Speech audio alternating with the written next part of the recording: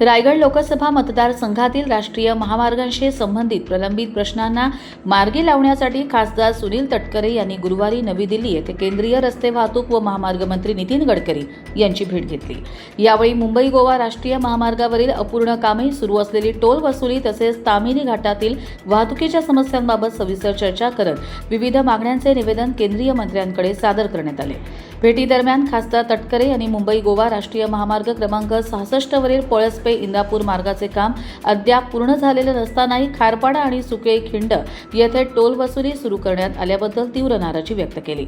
अपूर्ण रस्त्यावर नागरिकांकडून टोल आकारणी करणे अन्यायकारक असल्याचे सांगत संपूर्ण महामार्गाचे काम पूर्ण होईपर्यंत टोल वसुली तत्काळ बंद करण्यात यावी आणि सर्व सुविधा उपलब्ध झाल्यानंतरच टोल आकारणी सुरू करावी, अशी ठाम मागणी त्यांनी गडकरी यांच्याकडे केली।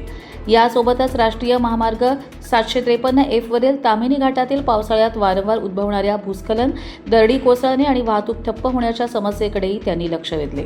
दरवर्षी या घाटात वाहतूक अनेक तास तर काही वेळा अनेक दिवस विस्कळीत होत असल्याने नागरिक, पर्यटक, व्यापारी आणि उद्योग क्षेत्राला मोठा फटका बसतो। या समस्येवर कायमस्वरूपी उपाय म्हणून तामिनी घाटात बोगदा उभारण्याच्या प्रस्तावाला प्राधान्य देऊन त्याला तातडीने गती द्यावी, अशी मागणी त्यांनी केली। रायगड आणि कोकणाच्या विकासासाठी सुरक्षित व अखंड रस्ते संपर्क अत्यंत महत्त्वाचा असल्याचे सांगत तटकरे यांनी महामार्ग प्रकल्पांची रखडलेली कामे वेळेत पूर्ण करण्याची आवश्यकता अधोरेखित केली।